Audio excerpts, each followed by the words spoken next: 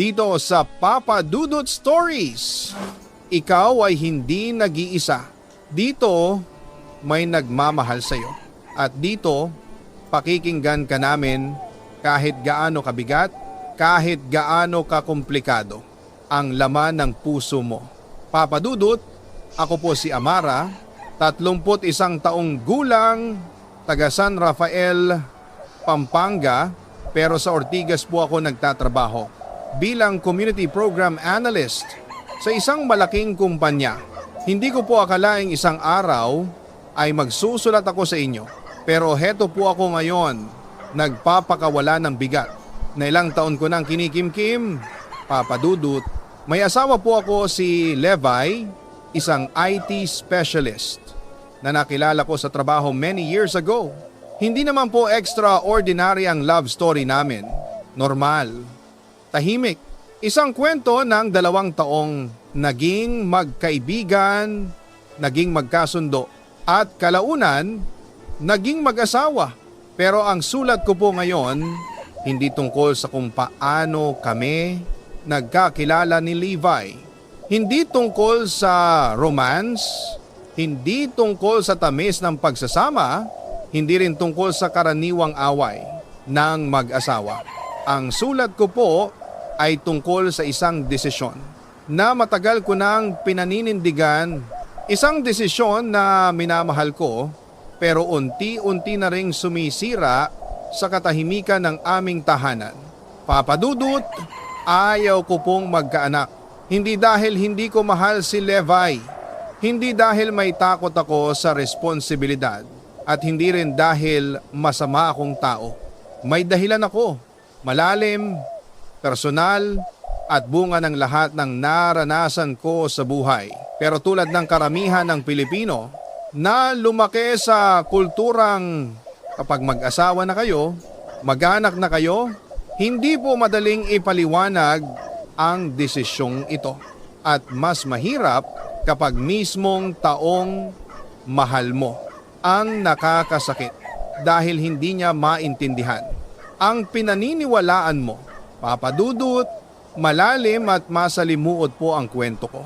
At sana habang hinihimay ko ang lahat ay gabayan ninyo ako.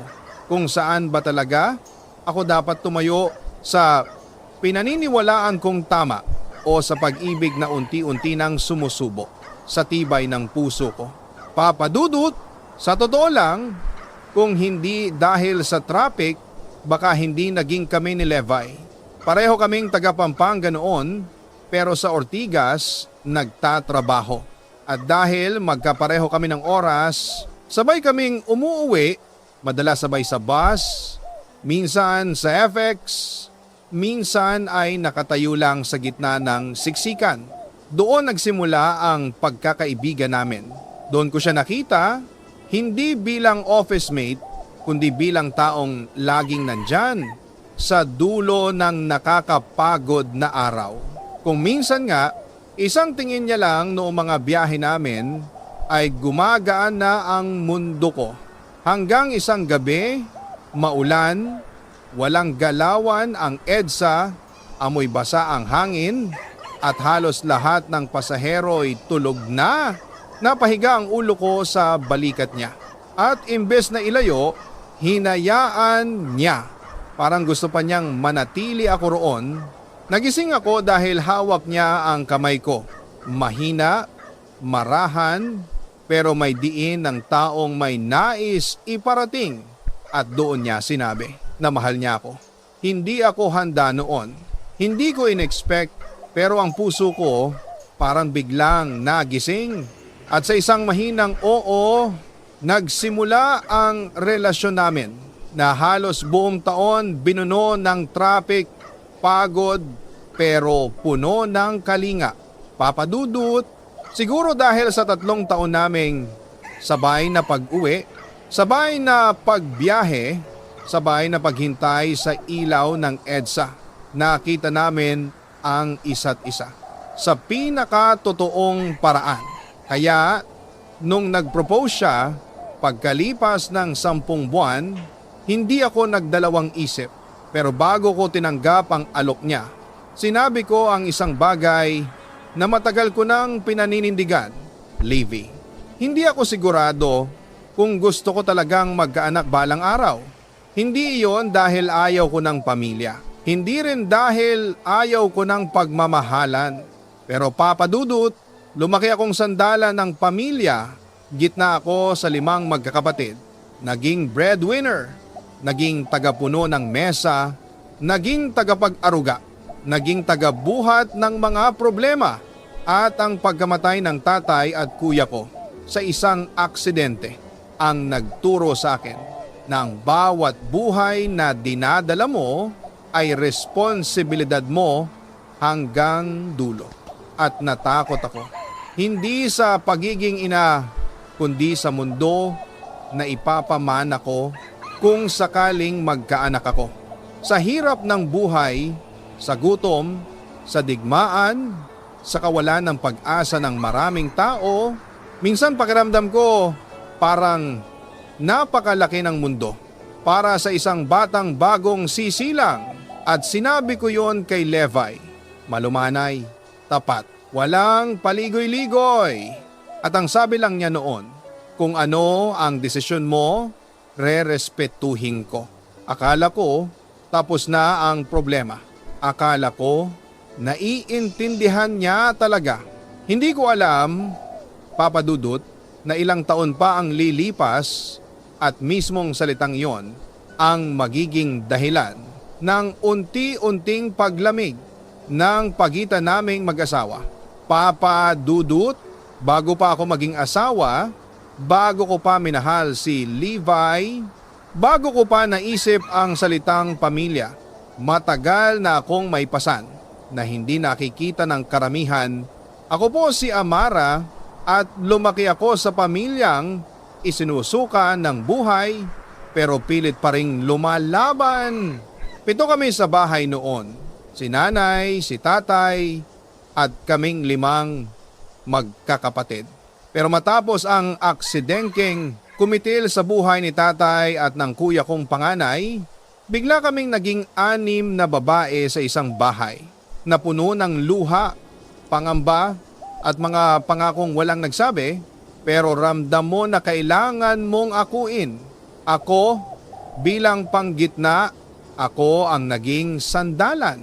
Ako ang nagdesisyon na ako na ang sasalo sa pinakamabibigat na gastusin, pagkain, bigas, pang-araw-araw na kailangan sa bahay, hindi dahil mayaman ako, hindi dahil marami akong pera, kundi dahil iyon ang tanging paraan para hindi tuluyang gumuho ang pamilya namin. Ang ate kong panganay, isang social worker, mabait, matapang, pero maliit ang kita. Ang isa ko pang ate, nagtatrabaho sa isang environmental NGO at halos buong buhay niya ay nakatuon sa paglaban sa mga isyong panlipunan. Ang bunso naman, nag-aaral pa at ako ang nagkusang maging breadwinner. Hindi dahil kailangan, kundi dahil naramdaman kong ako ang natitirang pader na hindi pwedeng bumagsak. Papa Dudut, yan ang dahilan kung bakit iba ang tingin ko sa pagkakaroon ng anak. Hindi ko kinakatakutan ang pagbubuntis o ang pag-aalaga o ang gabing walang tulog. Hindi yon. Ang kinatatakutan ko ay ang bigat ng mundo na ibibigay ko sa batang hindi ko pa kilala. Sa dami ng batang nagugutom, sa dami ng batang inaabandona, sa dami ng batang nawawala ng kinabukasan. Hindi dahil sa pagkukulang nila, kundi dahil sa pagkukulang ng mga matatanda. Paano ako magiging kampante na magluluwal ako ng isang buhay kung hindi ko alam? Kung kaya ko bang pangatawanan ang responsibilidad hanggang dulo? Papa Dudut, marami na akong nakitang pamilya na bumagsak dahil pinilit ang sarili sa bagay na hindi pa sila handa. Marami akong nakitang batang lumaking hindi ginalingan ng mga magulang Hindi dahil masama sila, kundi dahil pagod na sila sa buhay. At sa totoo lang, natatakot akong maging ganoon. Natatakot akong dumating ang araw na dahil sa hirap ng buhay, mapapabayaan ko ang isang batang wala namang kasalanan. Kaya ako nagpasya, kaya ako tumindig. Kaya sinabi ko kay Levi na hindi ako sigurado kung para sa akin ang pagiging ina. Sinabi ko iyon ng buong katapatan at sa paningin ko, iyon ang pinaka-responsableng desisyon na nagawa ko sa buong buhay ko. Pero hindi ko alam, Papa Dudut, na ang tapat kong desisyong iyon ay unti-unti pa lang magiging pader sa pagitan naming mag-asawa. Isang pader na hindi namin inaasahan pero araw-araw habang tumatagal ay lalong tumataas. Papa Dudut, habang mas lumalalim ang mga buwan, mas nararamdaman ko na may nagbabago kay Levi. Hindi niya iyon sinasabi. Hindi siya nagagalit, hindi siya nagsasalita ng masakit, hindi siya naninisi. Pero iba ang katahimikan niya. Iba ang tingin, iba ang paraan ng paghawak niya sa bag. Pag-uwi mula sa trabaho, iba ang buntong hininga niya bago pumasok ng kwarto. Sa una, akala ko pagod lang, pero iba ang pagod sa isang taong may dinadalang mabigat na hindi niya masabi kasi takot siyang masaktan ka. Papa Dudut, masakit makita ang taong mahal mo na unti-unting nilalamon ng hinanakit na hindi niya masabi kasi ayaw niyang sirain. Ang pangako niyang rerespetuhin kita, pero ang respeto minsan nagiging kulungan din. Kulong ang puso niya, kulong ang mga salita, kulong ang pagnanais niyang sabihin ang totoong nararamdaman. At habang pinipilit kong intindihin ang sarili ko, unti-unti ko ring naririnig ang boses ng konsensya ko pilit na kumakatok. Amara, tinanong mo na ba siya? Hinayaan mo bang magsalita siya o puro ikaw lang ang ipinaglalaban mo? At doon ako natigilan. Kailan ko nga ba kinausap si Levi? Hindi bilang asawa, hindi bilang kapartner, kundi bilang tao na may sariling pangarap na baka hindi ko man lang sinubukang alamin.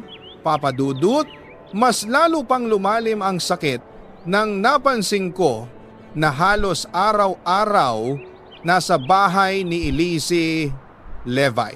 Ang pamangkin niyang singkit, maputi at napaka-cute. Tuwing naroon siya, nag-iiba ang mukha niya.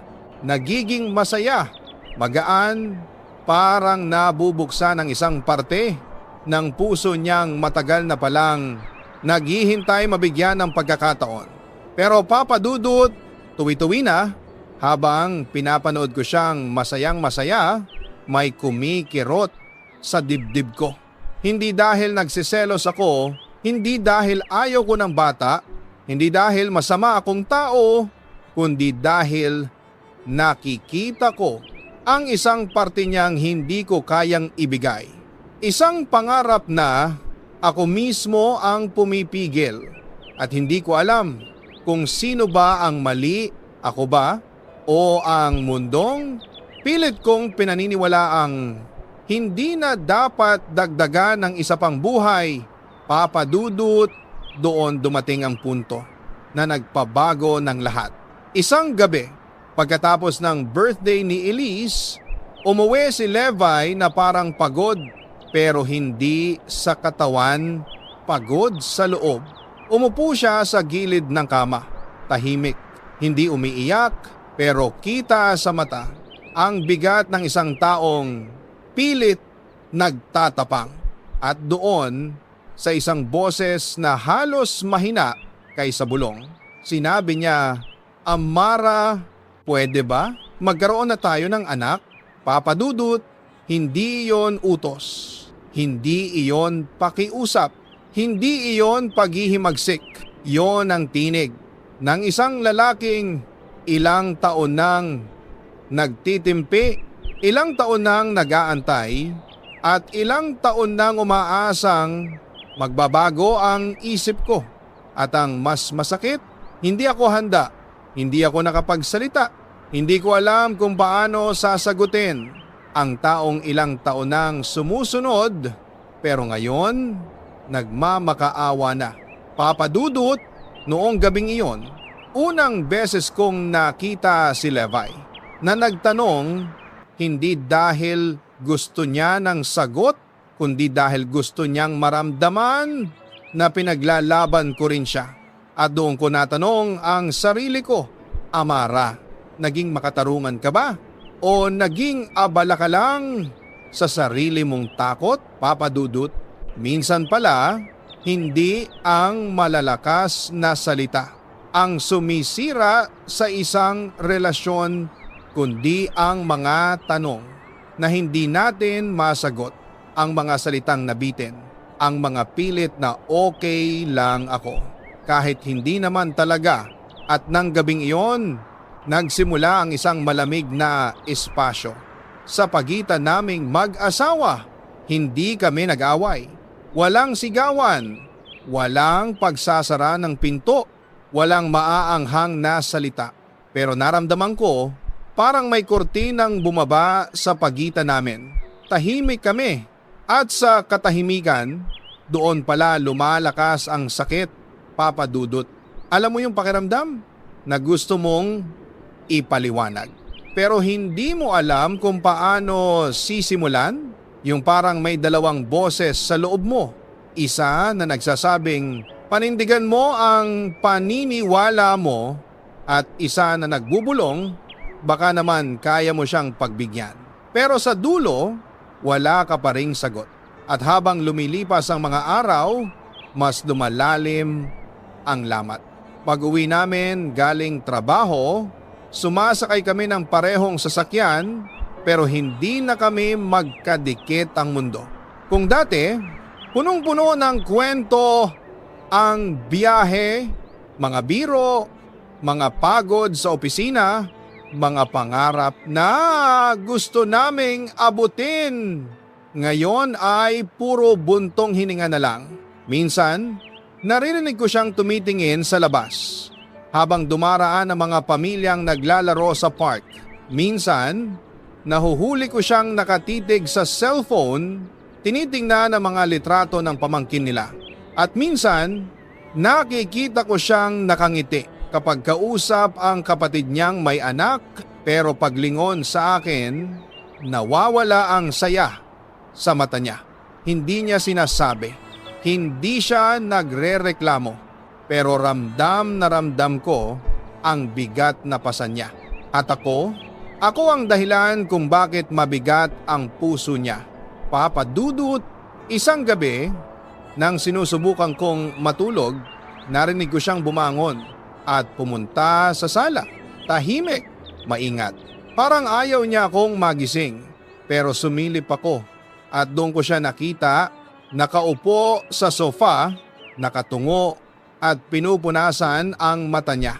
Hindi umuungol, hindi humihikbi. Tahimik lang na umiiyak na parang tinitiis ang lahat. Papa Dudut, doon ako gumuho.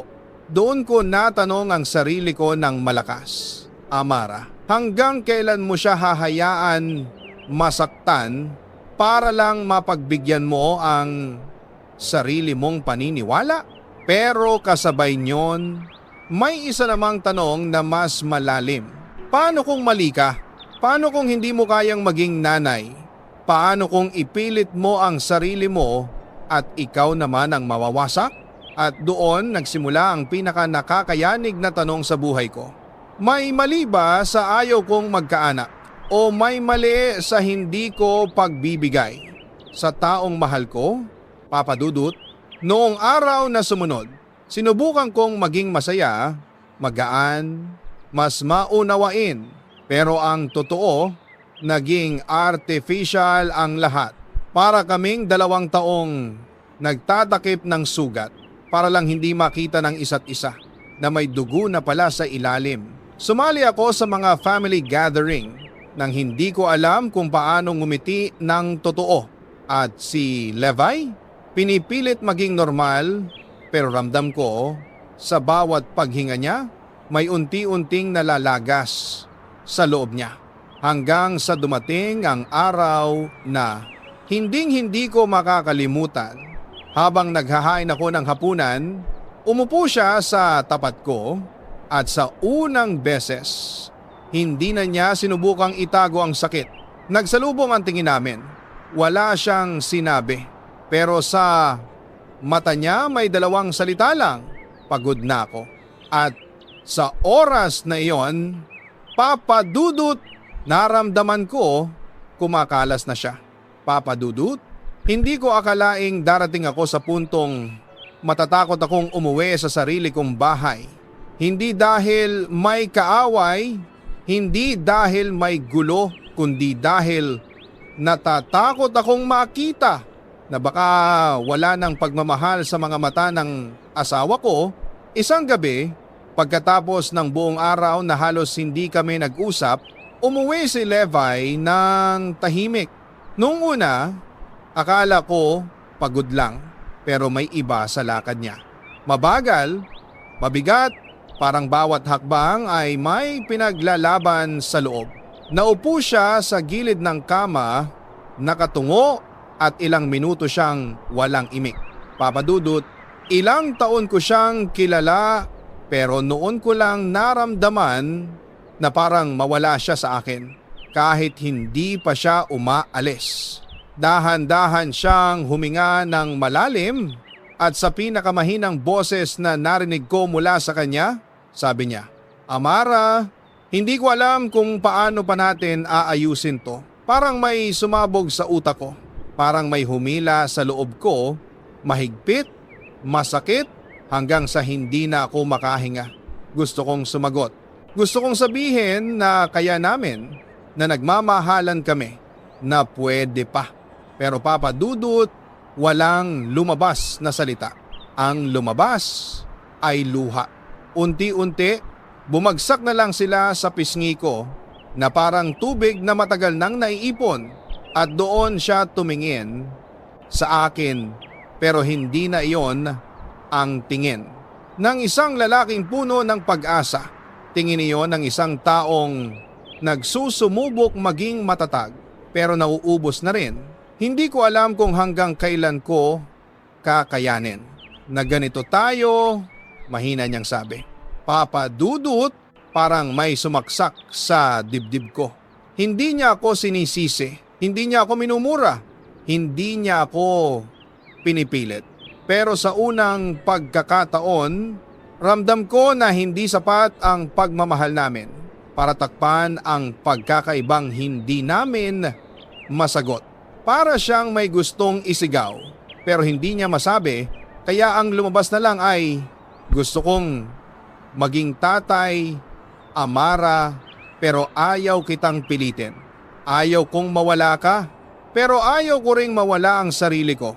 At doon ko napagtanto, hindi lang pala ako ang nasasaktan. Hindi lang pala ako ang natatakot, hindi lang pala ako ang nahihirapan. Kami pala pareho. Pero Papa Dudut, may isang bagay na mas kinakatakutan ko kaysa sa pagiging ina, ang mawala si Levi. Hindi ko yon inamin kahit kanino, maski sa sarili ko. Pero nung gabing iyon, nung nakita ko siyang halos sumuko, sa unang beses natakot akong mawalan ng asawa. At nang matagal ko nang kasama sa buhay, dahan-dahan siyang umiyak din. Hindi yung malakas, kundi yung tahimik na luha na mas masakit panoorin. At nang sabay kaming bumigay, doon pumasok ang tanong na hindi ko inaasahan. Kung ang pagtanggi ko ba sa pagkakaroon ng anak ang dahilan para masira kami, handa ba akong ipaglaban ang paniniwala ko? Kahit kapalit nito ay siya, Papa Dudut. Sa oras na iyon, hindi ko na alam kung ano ang tama, kung ano ang mali, kung ano ang makatarungan kung ano ang makasarili. Ang alam ko lang ay hindi ko kayang makita siyang ganoon ulit. Hindi ko kayang maging dahilan ng pagkalugmok niya at hindi ko kayang mawala ang lalaking araw-araw ay nakikita kong may mabuting puso at totoong pagmamahal. Pero paano kung hindi ko kayang baguhin ang sarili ko? Paano kung hindi ko kayang talikuran ang paninindigang matagal ko ng hawak, Papa Dudut? Doon ko natanong ang pinakamasakit na tanong sa buong buhay ko. Kung pareho kaming tama sa dalawang magkaibang paniniwala, paano kami magiging iisa? At sa dilim ng gabing iyon, habang pareho kaming umiiyak, ang katahimikan ang sumagot. Isa sa inyo ang kailangang magbukas ng puso at isa sa inyo ang kailangang matutong makinig. Papa Dudut, sa gitna ng lahat ng gulo sa isip ko sa pagitan ng takot ko sa pag-aanak at takot ko na mawala si Levi, isang bagay ang biglang lumitaw sa puso ko.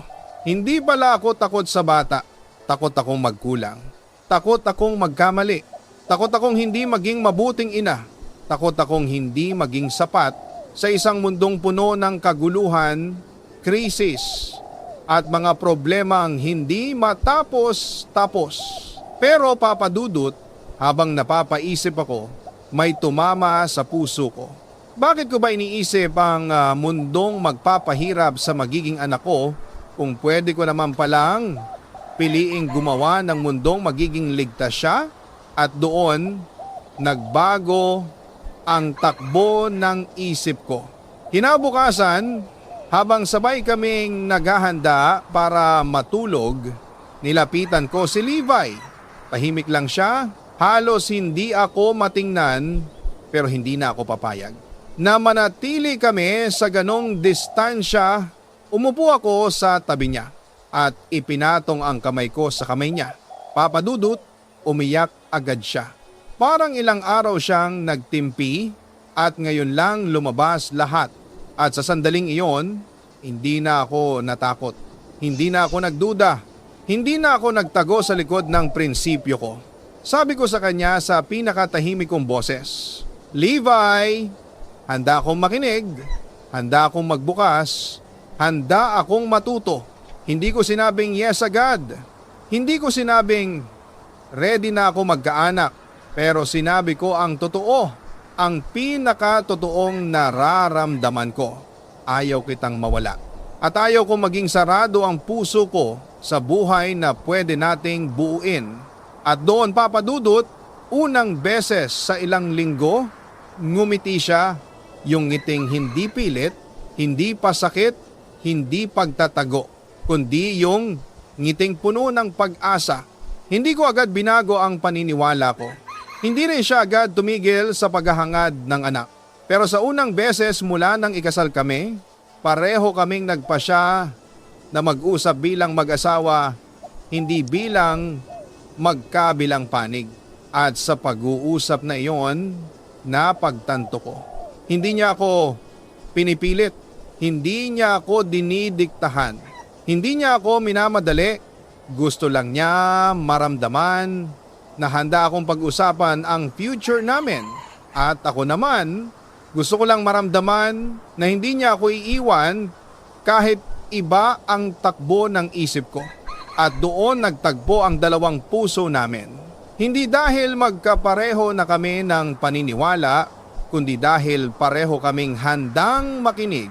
Papa Dudut, isang gabi habang nakahiga ako at nakatingin sa kisame, napansin ko na hindi na ako kinakabahan sa ideya ng pagkakaroon ng anak.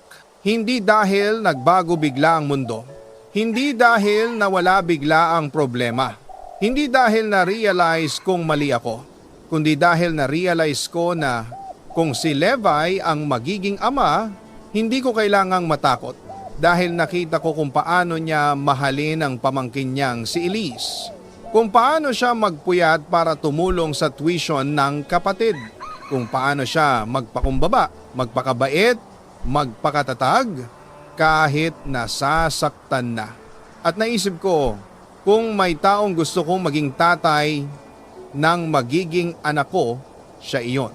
Hindi dahil dapat, hindi dahil kailangan, kundi dahil karapat dapat siya. Hindi ko sinabi sa kanya agad kasi gusto kong maging sigurado na hindi dahil sa pressure, hindi dahil sa guilt, kundi dahil handa na ang puso ko. At noong gabi na iyon, humarap ako sa kanya at sinabi ko, Levi, kung darating yung araw na kakayanin ko ng maging ina, ikaw ang gusto kong maging ama. At Papa Dudut, hindi ko makakalimutan yung higpit ng yakap niya. Hindi pa iyon hindi pa iyon magbubuntis na ako ngayon. Pero para sa kanya, para sa amin, iyon ang pinakamagandang pag-asa na matagal na niyang hinihintay. At ngayon, Papa Dudut, habang sinusulat ko ang liham na ito, wala pa ring bata sa bahay namin. At hindi ko alam kung kailan darating ang araw na iyon, bukas, sa 1 taon, sa 5 taon, hindi ko alam. Pero ang sigurado ko ay ito. Hindi ko na tinatakbuhan ang ideya. Hindi ko na kinakalaban ang posibilidad. At hindi ko na kinokontra ang pag-ibig dahil lang sa takot. At si Levi, hindi na niya minadali ang puso ko. Hindi na niya ako pinipilit. Hindi na niya ako tinatamaan ng tampo. Nagbago din siya dahil nagbukas din siya. Ngayon, ang relasyon namin ay hindi na tungkol sa panalo o talo, tama o mali, payo ng ibang tao o pressure ng pamilya. Ito ay tungkol na sa amin sa pag-ibig na hindi bumibigay kahit may takot, kahit may pagdududa, kahit hindi kami pareho. Papa Dudut, ngayon, sabay naming pinipili ang pag-ibig araw-araw. At kung darating ang araw na magkaanak kami, hindi dahil sa pressure, hindi dahil sa takot, kundi dahil handa na kaming dalawa at dahil doon, alam ko, ang batang darating sa mundo na may 2 magulang na nagmahal ng totoo, nagdesisyong may pag-unawa at lumaban ng magkasama. Nagmamahal, Lira, ng Novaliches, Quezon City. Dear Papa Dudut, itago mo na lamang po ako sa pangalang Rina, 32 taong gulang, isang government employee dito sa Iloilo at may asawa na nagtatrabaho ngayon sa Qatar bilang factory operator. May isa kaming anak na 2 taong gulang na araw-araw kong sinusubukang palakihin ng mag-isa. Papa Dudut, madalas sinasabi ng mga tao na distance makes the heart grow fonder, pero sa kwento ko, para iyong biro na hindi nakakatawa, para iyong pangakong lagi mong naririnig pero hindi mo maramdaman kahit kailan, kakapanganak ko pa lamang noong panahon na kinailangan umalis ng asawa ko si Marco. Hindi ako handa, hindi ako kampante, at lalo hindi ako payag na agad siyang lumayo. Pero sa sobrang tigas ng loob niya, sa pangarap niyang makaipon ng mabilis, wala akong nagawa para raw sa future namin, para raw makapagpatayo ng bahay, para raw sa magandang bukas ng anak namin. Ang hirap, Papa Dudut, kasi kung sino pa ang kakailanganin mo sa panahon ng pagkapanganak, siya pa ang unang mawawala. Sa unang mga buwan, maayos pa ang lahat. Tatawag siya palagi, mangungumusta, magpapadala ng litrato ng trabaho niya, minsan pa ay video call habang ginugulitan ko ang anak namin. Pero habang lumilipas ang mga linggo, para bang unat-unat ang oras naming dalawa, para bang unti-unting humihina ang boses niya sa buhay ko at doon ko na napansin ang mga bagay na hindi ko dapat makita o hindi ko sana gugustuhing makita kahit kailan. Halos lahat ng babae sa workplace niya tinutukoy niyang B-ko, B-friend, B-buddy. At sa chat nila, may mga babaeng sobra ang lambing sa kanya mas malapit sa kanya kaysa kaya kong tanggapin. May babae raw na kasama niya mag-jogging tuwing day off. May isa raw na madalas lang makakwentuhan. Meron ding lagi niyang binibilhan ng pagkain sa mall. Nang una, sinubukan kong ilagay sa isip ko na baka paranoid lang ako. Baka pagod lang ako sa trabaho. Baka naninibago lang ako sa pagiging mag-isa.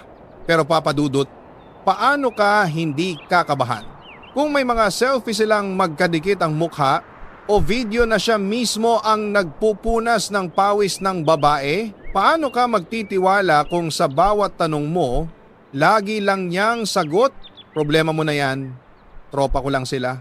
At doon nagsimula ang paulit-ulit naming bangayan. Sa bawat away namin, siya ang galit, ako ang umiiyak. Ako rin ang magsosorry kahit ako ang nasaktan. At sa buong panahong iyon, paulit-ulit kong sinabi sa sarili ko, baka masyado lang akong selosa, baka kulang lang ako sa tiwala, baka nga tropa lang talaga sila.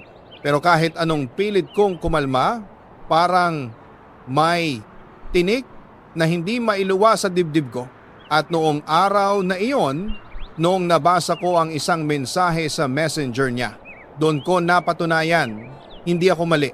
Hindi ako paranoid at hindi ako selosa lang, kundi niloloko niya talaga ako. Isang gabi habang tulog ang anak namin, may nabasa akong mensahe, I love you so much, M. At nang makita ko ang pangalan ng nag-send, bumagsak ang mundo ko. Co-worker niya. Babaeng ilang beses ko nang pinag-aawayan sa kanya.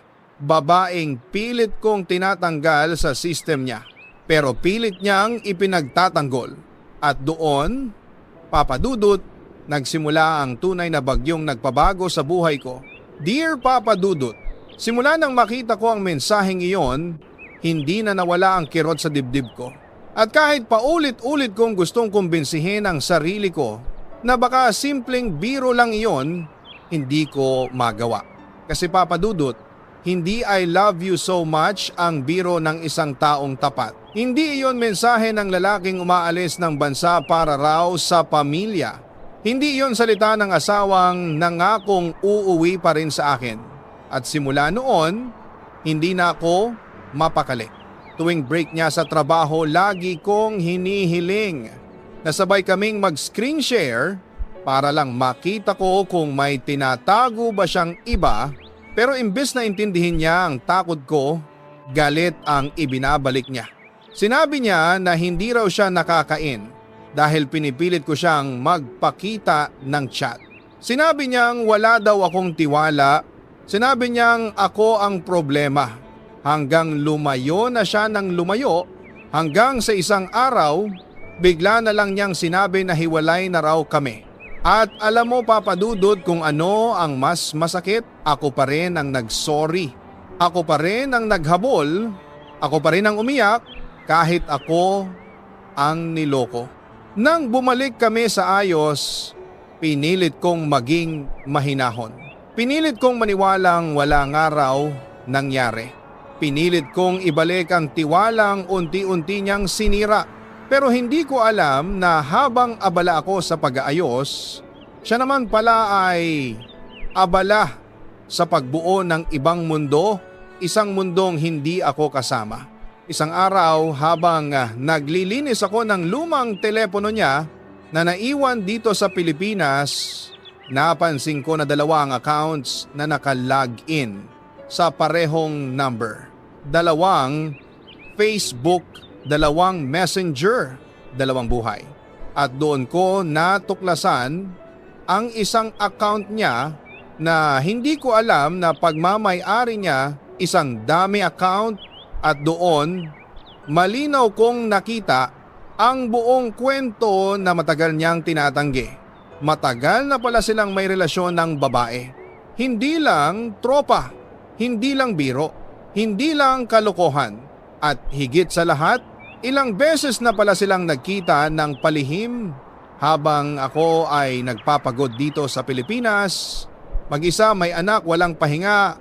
Sa mga screenshot at mga na-restore kong messages, na kahit gusto kong hindi makita ay kusa nilang sinampal sa akin ang katotohanan, malambing sila. Madalas sila magplano at may mga gabi raw na sila lang dalawa. At sa halip na humingi ng tawad, sa halip na magpaliwanag, sa halip na kahit papaano ay kumalma, galit pa rin siya. Mas inuna pa rin niyang protektahan ang babae. Sinabi niyang inaaway ko raw ang inosente. Sinabi niyang nakakahiya raw ako. Sinabi niyang dinadawit ko raw ang taong walang kasalanan. Pero Papa Dudut, paano magiging walang kasalanan ang paulit-ulit niyang kausap, ka-date, ka-jogging, ka-biruan, ka-holding hands, at ka-I love you so much? Paano magiging inosente ang babaeng ilang beses nag-send sa kanya ng mga mensaheng hindi ko kayang basahin, nang hindi nanginginig ang kamay ko at nang makausap ko ang babae, umamin siyang may nangyari na sa kanila. Hindi ko alam kung gaano nakarami, hindi ko alam kung ilang beses, hindi ko alam kung kailan nagsimula. Pero isang beses pa lang iyon, sapat na para mabasag ang buong pagkatao ko. At kahit may ebidensya na ako, kahit hawak ko ang katotohanan, kahit malinaw ang lahat, nag-deny pa rin siya. Sinabi niyang ako raw ang nagpilit sa babae para sabihing may nangyari. Sinabi niyang ako raw ang gumagawa ng kwento. Sinabi niyang ako raw ang sumisira sa amin at doon ako mas nasaktan. Hindi sa pag-amin ng babae, hindi sa ebidensya, kundi sa mas minahal niya ang kabit niya kaysa ang asawa at anak niya. At sa halip na humingi siya ng tawad, ang sagot niya sa akin ay puro mura, puro galit, puro sumbat. Doon ko naramdaman ang masakit sa lahat, yung pakiramdam na kahit anong mangyari, hindi kanya pipiliin. Dear Papa Dudut, simula nang mabunyag ang katotohanan, parang may malaking batong nakadagan sa dibdib ko na araw-araw ay lalo pang bumibigat. Hindi ko na mabilang kung ilang gabi akong hindi nakatulog, kung ilang beses akong tumingin sa profile nila.